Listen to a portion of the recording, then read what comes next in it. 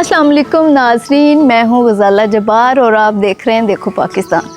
नाज़रीन, नया मेहमान में आज जो पौधा हमारा मेहमान बनने जा रहा है वो किसी भी तारीफ़ का मुख्ताज नहीं है। वो है फूलों का बादशाह, किंग ऑफ द फ्लावर, रोज़ यानी गुलाब। नाज़रीन, आज के प्रोग्राम में हम आपको कोशिश करें कि गुलाब के बारे में आपको ज़्यादा से ज़्यादा इन्फॉर्मेशन दे सकें, जैसा कि ये कि गुलाब जो है वो इसकी टाइप्स क्या क्या होती हैं और ये कि किन किन वे से हम इसको ग्रो कर सकते हैं, कौन सा टाइम पीरियड, कौन सा सीज़न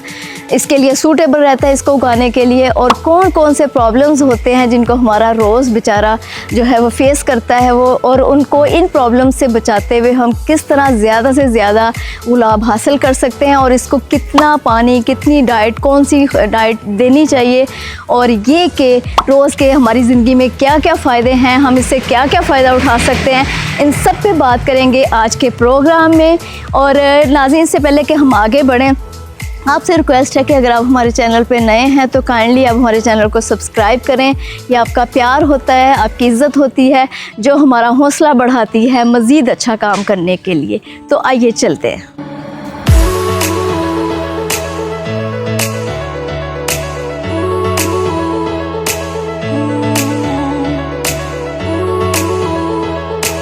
नाज़रीन, वैसे तो कहा जाता है कि गुलाब की जो है वह 7000 से ज़्यादा जो है वो वैराइटीज़ पाई जाती हैं, लेकिन वैरायटी कोई भी हो, गुलाब को, रोज़ को जो है वो बेसिकली 3 टाइप्स में जो है वो डिवाइड किया जाता है। नंबर 1 पे आपका आता है वाइल्ड रोज़, जिसको हम जंगली गुलाब कहते हैं, और नंबर 2 पे आपका आता है ओल्ड गार्डन रोज़, जिसको हम आम ज़ुबान में देसी गुलाब कहते हैं,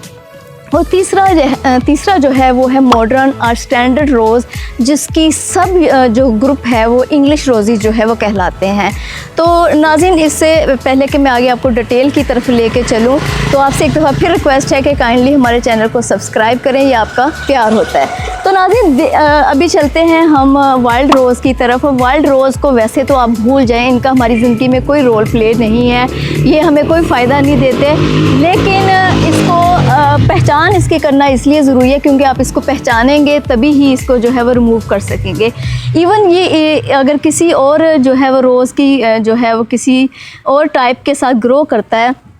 तो ये उसके लिए भी डेंजरस होता है। तो इसकी पहचान ये है कि आप यहाँ पे मैंने इसकी कटिंग जो है ट्रिमिंग नहीं करवाई आपको दिखाने के लिए। ये देखें कि आपके मेन जो आपका रोज़ का प्लांट होता है उसके नीचे जो है, नीचे वाले हिस्से में आपको इस टाइप की चीज़ें नज़र आएंगी। इसकी जो आपकी ब्रांचेज़ हैं वो बहुत पतली होती हैं, और इवन इसके कांटे जो हैं वो आप देख रहे हैं बहुत ज़्यादा होते हैं, और इसके पत्ते भी आपको रोज़ के बेसिकली जो पत्ते हैं उनसे फ़र्क नज़र आएंगे। तो ये जब दूसरे प्लांट के साथ, दूसरे किसी भी टाइप के साथ ग्रो करते हैं तो ये उनके लिए डेंजरस होते हैं, इनको हमें रिमूव कर देना चाहिए। अभी मेरे साथ जो है यहाँ पे है देसी गुलाब मौजूद है। देसी गुलाब जो है वो नाज़रीन अपने नाम की तरह एक मज़बूत पौधा होता है, और इस पे फूल जो है वो, इनकी पहचान ये है कि इनके जो पत्ते होते हैं,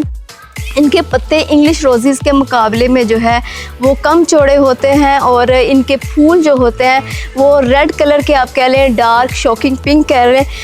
ये इन पे फूल आते हैं, और इनका फूल जो है वो कोई 3 से 7 डेज़ जो है वो सर्वाइव कर पाता है, और इसकी खुशबू जो है वो तो अपनी मसाल आप है, आप अच्छी तरह जानते हैं।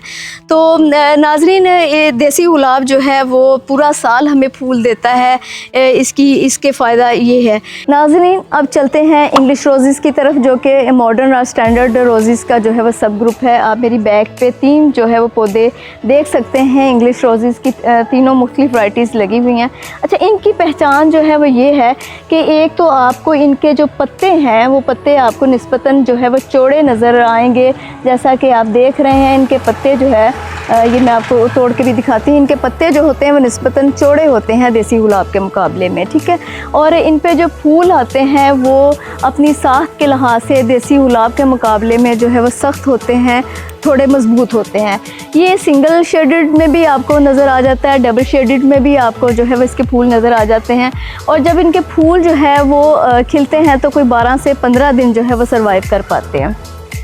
अच्छा, जो इनकी जो है इनके फूलों की पहचान तो ये है कि इनमें खुशबू नहीं होती मोस्टली, लेकिन कुछ वैराइटीज़ में एक्सपीरियंस किया गया है जिनमें जो है वो इनकी खुशबू जो है वो फूलों में होती है। जैसे कि आसमा शरीफ एक वैरायटी है जो एक्सपीरियंस किया गया है, उसमें जो है उनके फूलों में खुशबू है, लेकिन मोस्टली जो है इनके फूलों में खुशबू नहीं होती। तो ये कुछ पहचान है जिसके ज़रिए मैंने आपको कोशिश की है कि आप पहचान सकें कि ये देसी गुलाब है, इंग्लिश रोज़ है या वाइल्ड रोज़ है, आपने किसको जो है वो सर्वाइव करवाना है, किसको सर्वाइव नहीं करवाना। नाज़रीन, अब चलते हैं इनके वेज़ की तरफ कि हम किन किन वे से इसको जो है वो ग्रो करवा सकते हैं, किन किन वे से हम इसको प्लांट कर सकते हैं। तो नाज़रीन, बेसिकली इसके लगाने के भी 3 वेज़ ही हैं। नंबर 1 पे आता है आपका सीड्स, नंबर 2 पे आपका आता है जो है कटिंग, और जिसको कलम लगाना भी कहा जाता है, और 3rd नंबर पे आपका आता है ग्राफ्टिंग, जिसको जो है वो आम लैंग्वेज में पेवंदकारी भी कहा जाता है। अब 3 इसके वेज़ हैं। जो सीड्स के ज़रिए ग्रो करवाना है उसको तो आप भूल जाए, वो बहुत ही टफ़ जॉब है, बहुत मुश्किल है, उसमें रोज़ का जो है वह सर्वाइव कर पाना, इसलिए उस तरफ जाने का मैं आपको मशवरा नहीं दूंगी। अब दूसरी तरफ आते हैं जो है इसका कटिंग का वे। कटिंग का वे ही एक्चुअली सूटेबल वे है इसको रोज़ को लगाने का, स्पेशली जो है वो आपके देसी गुलाब के लिए। लेकिन कटिंग लगाते हुए आपने इस चीज़ का बहुत ही ध्यान रखना है कि जब आप कटिंग लगाते हैं, पहली बात तो ये कि जब कटिंग आप लेते हैं तो उसको कटिंग लेते हुए 45 डिग्री पे आपने उसकी कटिंग लेनी है। 45 डिग्री पे जो कटिंग होगी वही सूटेबल रहेगी लगाने के लिए। और जब आप उसको ज़मीन के अंदर जो है वह लगाते हैं तो आपने इस चीज़ का ध्यान रखना है कि वो आपकी कटिंग, वो आपका कलम जो है वो हिलने ना पाए, क्योंकि अगर किसी भी वजह से वो हिल गया तो वो पौधा जो है वो सर्वाइव नहीं कर पाएगा। क्योंकि नाज़रीन, यहाँ पे मैं आपकी इन्फॉर्मेशन में इजाफ़ा करती चलूँ कि जो कलम होती है, कटिंग होती है, उस पर सबसे पहले लगाने के बाद जो है वो पत्ते निकलते हैं और फिर उसके बाद जाके वो जो है वो उसकी रूट्स जो है वो निकलना शुरू होती हैं। तो जब पत्ते निकलते हैं तो डेफिनेटली जब जिस बंदे ने लगाया होता है तो वो एक्साइटेड होता है, खुश होता है कि यार मैंने लगाया और वो ग्रो करना शुरू हो गया, तो उसको प्यार करता है, टच वच करता है, तो इस प्रोसेस में जो है वो कलम जो है वो हिल जाती है। इस तरह से भी हिल सकती है, और ये भी हो सकता है कि आपने उसको पानी दिया और आप उसको पानी दे रहे थे और पानी के प्रेशर से वो हिल गई, या ये भी हो सकता है कि आपके गार्डन में अगर कोई एनिमल है तो उसकी वजह से वो जो कटिंग है वो कलम जो है वो आपकी हिल गई। इन तीनों सूरतों में आपने कोशिश करनी है कि आपकी कलम जो है वो हिल ना पाए, क्योंकि अगर वो हिल गई तो उसका सर्वाइवल जो है वो इम्पॉसिबल हो जाएगा। नाज़रीन, अब चलते हैं 3rd वे की तरफ कि किस तरह से हम जो है वो रोज़ को जो है वो प्लांट कर सकते हैं, वो है ग्राफ्टिंग। ग्राफ्टिंग जो है, जिसको जैसा कि मैंने आपको बताया कि आम लैंग्वेज में पेवंदकारी जो है वो कहा जाता है, और ग्राफ्टिंग ही वो वे है जिसके ज़रिए हम नित नई वैराइटीज़ जो है वो मार्केट में देखते हैं, नित नई वैराइटीज़ नर्सरीज़ में हम देखते हैं। अच्छा, ग्राफ्टिंग जो है वो सिंगल ग्राफ्टिंग भी होती है और डबल ग्राफ्टिंग भी जो है वो होती है। ग्राफ्टिंग करना वैसे तो घर में या किसी भी नर्सरी में जो है वो कोई इतनी बड़ी साइंस नहीं है, आप कर सकते हैं, लेकिन इजी एक्सेस यही है कि आप किसी भी नर्सरी में जाएं और वहाँ से ग्राफ्टिंग के बाद जो है वो तैयारशुदा पौधा जो है वो उसको परचेज़ करें, जो कि बहुत ही नॉर्मल, बहुत ही रीज़नेबल प्राइस पे आपको जो है वो मिल जाता है। वो इसलिए कि इतना टाइम और तवज्जो अगर आप दे सकते हैं तो डेफिनेटली आप अपने घर पे ग्राफ्टिंग करें, लेकिन अगर आप टाइम और तवज्जो इतनी ज़्यादा नहीं दे सकते तो भी इजी वे है कि आप जो है वो नर्सरी से उसको परचेज़ कर लें। अच्छा, नर्सरीज़ में भी ज़रूरी नहीं है कि जिस नर्सरी से आप परचेज़ कर रहे हैं वहीं पे ग्राफ्टिंग जो है वो हो के आपको पौधा मिला हो। और ग्राफ्टिंग के लिए ज़्यादातर जो है वो एक स्पेशल नर्सरीज़ जो हैं वो उनका अरेंजमेंट होता है, वो वहाँ पे ग्राफ्टिंग करते हैं। जैसे कि पाकिस्तान में पत्तों की जो है वो वहाँ पे ग्राफ्टिंग की जाती है और फिर वहाँ से पौधों को जो है वो दूसरी नर्सरीज़ में सप्लाई किया जाता है। नाज़रीन, अब चलते हैं उस पॉइंट की तरफ कि कौन सा टाइम, कौन सा सीज़न, कौन सा जो है वो वक्त सूटेबल रहता है रोज़ को लगाने के लिए। तो नाज़रीन, आज की प्रोग्राम और वीडियो करने के वजूहात में से एक वजह ये टाइमिंग भी थी, क्योंकि ये अक्टूबर चल रहा है और सितंबर से जो है वो नर्सरीज़ के अंदर ग्राफ्टिंग और जो कटिंग है वो लगाने का सिलसिला शुरू हो चुका हुआ है और 2 महीने में ये तैयार हो के आपके पास जो है वो नर्सरीज़ में अवेलेबल हो जाती हैं। तो अब आगे नेक्स्ट मंथ आपका आ रहा है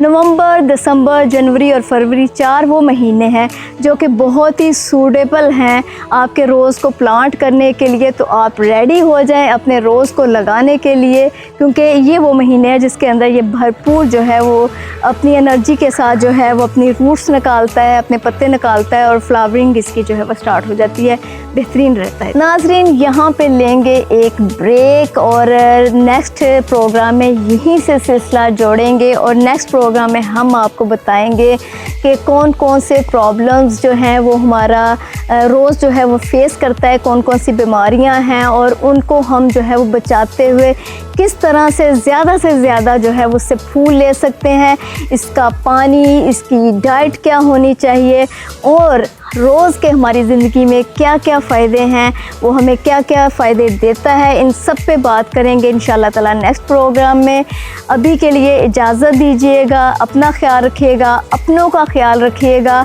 और दूसरों में आसानियाँ बांटना ना भूलिएगा और हमारे चैनल को सब्सक्राइब करना भी बिल्कुल ना भूलिएगा। अल्लाह हाफ़िज़।